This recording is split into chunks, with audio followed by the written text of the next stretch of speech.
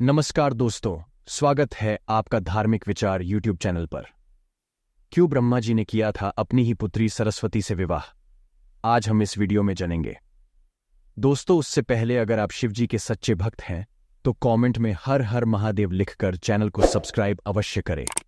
हिंदू धर्म के दो ग्रंथों सरस्वती पुराण और मत्स्य पुराण में सृष्टि के रचयिता ब्रह्मा का अपनी ही बेटी सरस्वती से विवाह करने का प्रसंग है, जिसके फलस्वरूप इस धरती के प्रथम मानव मनु का जन्म हुआ। लेकिन ब्रह्मा ने अपनी ही पुत्री से विवाह जैसा निंदनीय काम क्यों किया, इसका जवाब जानने के लिए पढ़ते हैं पुराणों में वर्णित कथा।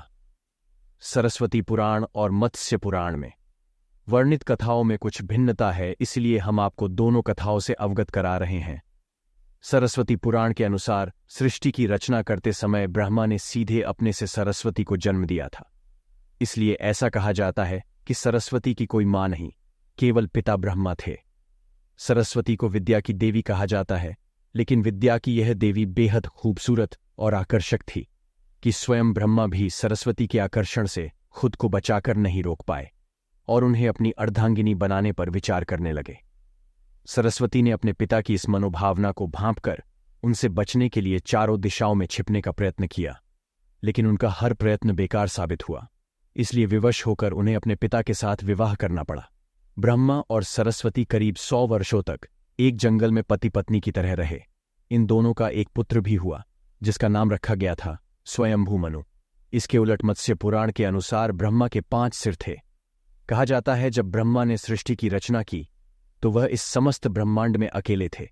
ऐसे में उन्होंने अपने मुख से सरस्वती, सांध्य, ब्राह्मी को उत्पन्न किया।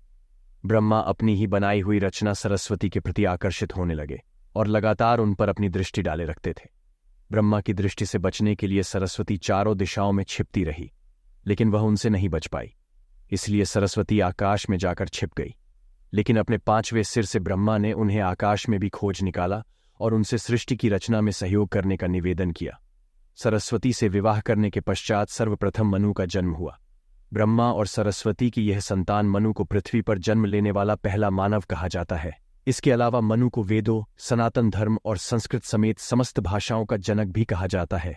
दोस्तों, अगर आपको यह वीडियो अच्छा लगा तो लाइक करो और चैनल पर नए हो तो सब्सक्राइब करो।